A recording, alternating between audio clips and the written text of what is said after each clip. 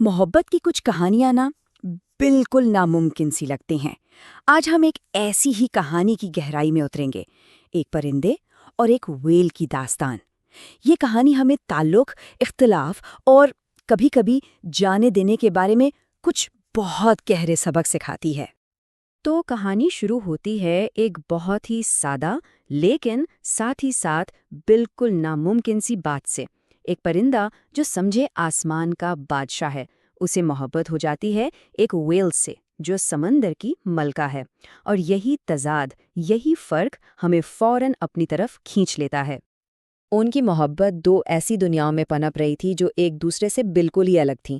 ایک کی دنیا تھی آسمان کی کھلی وسعت تو دوسرے کی سمندر کی گہرائی۔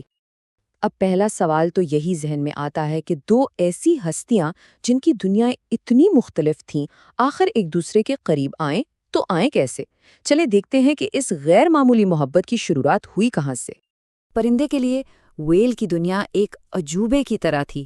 وہ پانی میں اس کی خوبصورت حرکات اور طاقت کو دیکھ کر بس مبہوت رہ جاتا تھا۔ یہ ایک ایسی دنیا تھی جسے وہ کبھی چھو نہیں سکتا تھا، لیکن دور سے دیکھ کر اس کی تعریف ضرور کر سکتا تھا۔ اور وہیں دوسری طرف ویل کے لیے پرندے کا وجود آزادی کی ایک نشانی تھا۔ وہ جب اسے بادلوں میں بے فکری سے اڑتے ہوئے دیکھتی تو ایک ایسی دنیا کے بارے میں سوچتی جو اس کی پہنچ سے بہت دور تھی۔ لیکن ان کا رشتہ صرف دور سے ایک دوسرے کو سراہنے تک ہی نہیں رہا۔ انہوں نے اپنی کہانیاں، اپنے جذبات ایک دوسرے سے بانٹنا شروع کر دیے۔ وہ چاند کے بارے میں بات کرتے، سمندر کی لہروں کے بارے میں اور سمندر پر تیرتے جہازوں کے بارے میں، اور بس اسی طرح ان کی محبت گہری ہوتی چلی گئی۔ لیکن محبت بھلے کتنی ہی گہری کیوں نہ ہو، حقیقت کی تلخیوں سے اکثر بچ نہیں پاتی، اور بہت جلد ان کی دنیاؤں کا یہی فرق ان کی محبت کا سب سے بڑا امتحان بننے والا تھا۔ موسموں کا بدلنا کہانی میں اصل کشمکش کو سامنے لاتا ہے اور انہیں اپنے ان فرق کا سامنا کرنے پر مجبور کر دیتا ہے جنہیں وہ نظر انداز کرتے آئے تھے۔ جہاں گرمیوں میں سب کچھ بہترین تھا، وہیں سردیوں کی آمد نے جیسے سب کچھ بدل کر رکھ دیا۔ اپنی محبت کو بچانے کے لیے پرندے نے ایک ناممکن کوشش کی۔ اس نے اپنی فطرت کو بدلنا چاہا، ویل کی دنیا میں اترنا چاہا، لیکن جب بھی وہ پانی میں غوطہ لگاتا اس کا دم گھٹنے لگتا۔ ظاہر ہے وہ ایک پرندہ تھا، ویل کیسے بن سکتا تھا؟ بالکل اسی طرح ویل نے بھی اتنی ہی شدت سے کوشش کی۔ اس نے اپنے فنز کو پروں کی طرح پھڑپھڑا کر آسمان کو چھونا چاہا، لیکن وہ صرف پانی میں چھینٹے ہی اڑا سکی۔ اس کی کوشش بھی ظاہر ہے بیکار گئی۔ اور پھر آخر کار وہ لمحہ آتا ہے جب وہ ایک تلخ لیکن اٹل سچائی کو مان لیتے ہیں۔ محبت جتنی بھی شدید کیوں نہ ہو، وہ ان کی اصل فطرت کو نہیں بدل سکتی۔ اس سچائی کو مان لینے کے بعد وہ کہانی کے سب سے مشکل موڑ پر آ کھڑے ہوتے ہیں، ایک ایسا انتخاب جو ان کی محبت کے مستقبل کا فیصلہ کرنے والا تھا۔ اور یہی وہ سوال ہے جو اس پوری کہانی کا مرکز ہے، ایک ایسا سوال جو بس فضا میں رہ جاتا ہے، جس کا کوئی سیدھا سادہ جواب ہے ہی نہیں۔